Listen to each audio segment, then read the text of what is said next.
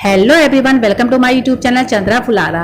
Friends, आज मैं आपके लिए लेके आई हूँ टैली। और टैली में आज हम सीखेंगे इंटरेस्ट को कैलकुलेट कैसे किया जाता है और इसके फीचर को कैसे ऑन किया जाता है। तो मेरी इस वीडियो को आप लास्ट तक देखते रहिएगा। पसंद आने पर प्लीज़ इसे लाइक करें, शेयर करें, सब्सक्राइब करें और बेल आइकन जरूर दबाएं। तो फ्रेंड्स, सबसे पहले तो समझेंगे कि इंटरेस्ट होता क्या है। तो इंटरेस्ट जब हम किसी को माल बेचते हैं और एक डेट, उसकी डेट जो है फिक्स कर देते हैं, यानी कि किसी को हमने माल बेचा, किसी को जैसे हमने 1 तारीख को माल बेचा और हमने उससे बोला कि हमें 10 तारीख तक हमें उसका उधारी चुकाना है, यानी कि आप हमें 10 तारीख तक ही क्या कहते हैं पैसा वापस कर देंगे। अगर आपने 10 के बाद पैसा वापस नहीं करा तो उसमें 5% 10% ब्याज लगेगा। और वो सामने वाला जो हमारा खरीदार है, कस्टमर है, वो हमें 10% ब्याज देगा। और कभी कभी ऐसा भी होता है कि हम माल परचेज करते हैं तो हमें वो इंटरेस्ट देना भी पड़ता है। तो ये तो इंटरेस्ट देना होता है। इंटरेस्ट यहाँ पे 2 तरह का होता है, एक सिंपल इंटरेस्ट होता है और एक कंपाउंड इंटरेस्ट होता है। तो आज हम सिंपल इंटरेस्ट की बात करेंगे।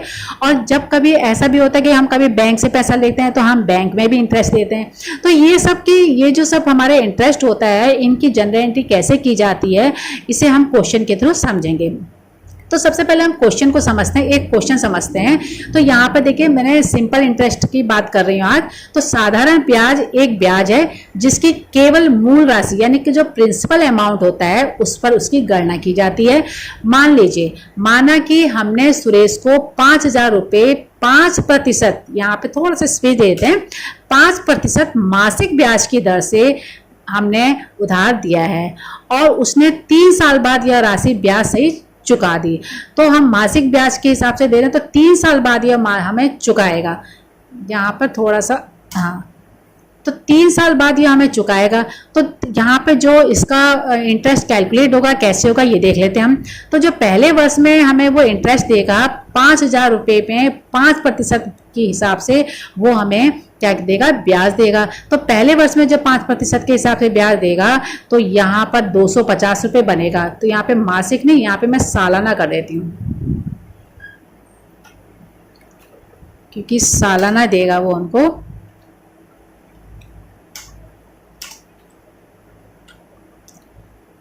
सालाना। तो 1 साल में जो उसका ब्याज बनेगा 250 रुपये बनेगा।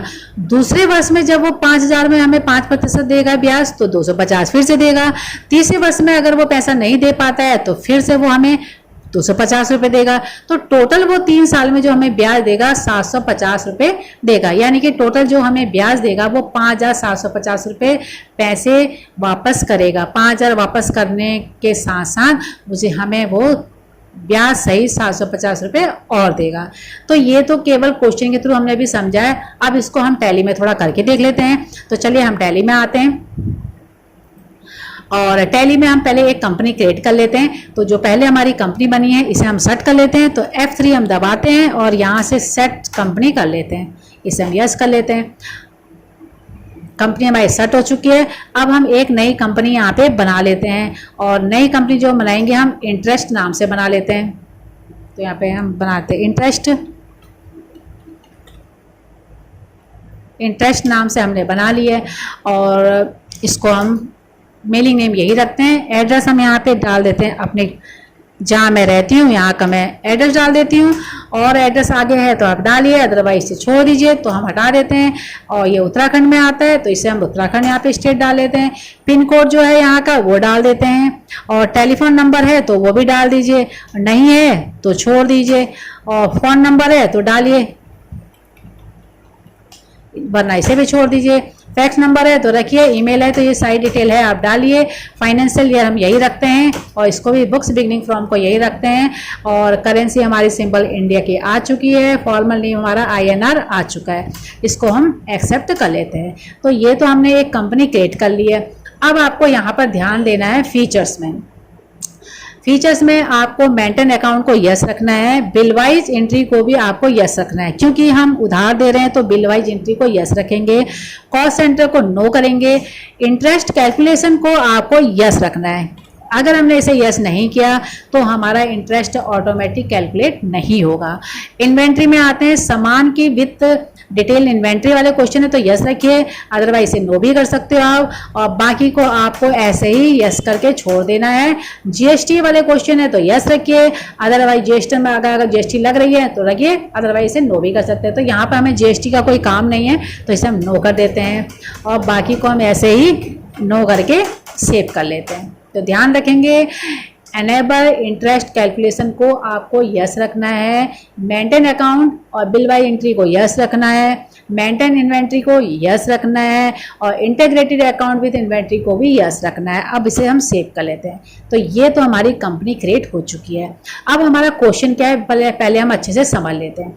तो फ्रेंड्स, यहाँ पर हमने सुरेश को 5,000 रुपये प्रतिशत सालाना ब्याज की दर से उधार दिया है, ठीक है, और 3 साल बाद वह राशि हमें ब्याज सहित चुकाएगा। अब इसे हम क्या करते हैं ना, हम ये मान के चलते हैं कि सुरेश को हमने 5,000 रुपये का माल दिया है, हम माल को कर देते हैं, सामान को सेल कर देते हैं। यहाँ पे कुछ सामान हमने सेल किया है, ये मान के हम इस एंट्री को करेंगे, जिससे आपको सेल्स में कैसे कैलकुलेशन किया जाता है ये भी आ जाएगा। तो चलिए आते हैं यहाँ पर। तो सबसे पहले हम करेंगे क्रिएट। तो क्रिएट करने के लिए हम यहाँ पे आएंगे एंटर, और यहाँ पे करेंगे लेजर। लेजर बनाएंगे तो सबसे पहले हम लेजर बनाते हैं सुरेश का। अब सुरेश है, क्योंकि मैंने बोला कि हमने उसे उधार दिया है, ठीक है ना, तो हमने उधार दिया तो वो क्या है, हमारा डेटर होगा। तो हम यहाँ पे सैनिटरी डेटर ले लेते हैं, इसको बैक कर देते हैं, एस करते हैं और सैनिटरी डेटर हम ले लेते हैं, और मेंटेन बिल बाइज को यस रखते हैं, बाकी को नो रखेंगे। अब यहाँ पर एक्टिवेट इंटरेस्ट कैलकुलेशन को आपको यस करना है, यहाँ पे हमने इसे यस कर दिया। अब यहाँ पे calculate interest transaction bye transaction को हमें यस करना है, ठीक है ना, बाकी को हमें कुछ नहीं करना है, नो करके छोड़ देना है। रेट आपने कितना रखा है, क्वेश्चन में आप देख लीजिए कि रेट आपने कितना रखा है। रेट हमने रखा है 5%, यानी कि 5% रखा है, ठीक है ना। अब हमने क्या लिखा, सालाना रखा है। तो यहाँ पर देखिए 30 day month, 365 day, calendar month, calendar year. तो यहाँ पर आपका जो परसेंटेज जो कैलकुलेट होगा, इंटरेस्ट कैलकुलेट होगा, कैसे होगा, क्योंकि हमने सालाना किया है ना, तो हम यहाँ पे क्या करेंगे, कैलेंडर ईयर के हिसाब से लेंगे। अब आप सोचेंगे कैलेंडर ईयर के हिसाब से क्यों लिया है। कैलेंडर ईयर के हिसाब से इसलिए लेते हैं क्योंकि कभी हमारे महीने जैसे लीप ईयर होता है, कभी लीप ईयर 28 दिन का आता है, कभी 29 दिन का आता है, तो ये फरवरी हमारा चेंज होता रहता है। तो इसलिए हम कैलेंडर ईयर लेंगे तो ऑटोमेटिक अपने यहाँ पे कैलकुलेट हो जाएगा। और यहाँ पर अब यहाँ पे ध्यान रखना है, ऑल बैलेंस रखना है, क्रेडिट बैलेंस रखना है, डेबिट, क्योंकि पैसा हमारा डेबिट हो रहा है तो हम यहाँ पे डेबिट में रखेंगे, और बाकी को हम यस कर देंगे। एंटर करेंगे, बाकी हमें कुछ करना नहीं है, एंटर करके इसे एक्सेप्ट कर लेंगे। तो सुरेश का तो हमारा बन चुका है, क्योंकि मैंने बोला कि हम इसे सेल्स की एंट्री मान के करते हैं, तो यहाँ पे एक सेल्स की भी बनानी पड़ेगी। फिर से क्रिएट पे क्लिक करते हैं और यहाँ पे हम करते हैं सेल्स, यहाँ पे टाइप कर देंगे सेल्स का, और सेल्स अकाउंट के अंदर आता है, ये आपको मालूम ही होना चाहिए। और इसे हम यस करेंगे, और यहाँ पर हम इसको करेंगे क्या कहते हैं, एक्टिवेट इंटरेस्ट कैलकुलेशन को यस करेंगे। तो यहाँ पे हमने यस कर दिया है, इसको भी हम यस करेंगे। और यहाँ पर हम रेट रखा है हमने 5%, और यहाँ पे हम रखेंगे कैलेंडर ईयर, और यहाँ पे रखेंगे डेबिट बैलेंस ओनली, और इसे हम एक्सेप्ट कर लेंगे। तो ये सुरेश और सेल की हमने बना ली है, क्या बना लिया, लेजर बना लिया है। अब हम सीधे बाउचर में आएंगे, जनरल एंट्रीज करेंगे। तो क्योंकि हम सेल कर रहे हैं उधार, तो F8 में करेंगे, हमने F8 कर लिया है। और किसको माल बेच रहे हैं, सुरेश को माल बेच रहे हैं, तो सुरेश को हमने माल यहाँ पे सुरेश का ले लिया है। और यहाँ पे कितने का बेच रहे हैं, 5,000 का बेच रहे हैं, तो हमने 5,000 रुपये यहाँ पे डाल दिए, न्यू रेफरेंसेस।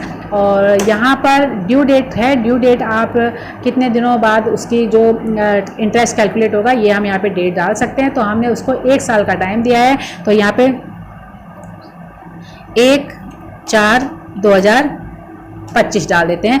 1/4/2025 से हमें इंटरेस्ट वो देगा, हमारे सामान का जो भी इंटरेस्ट बनेगा 5% वो देगा।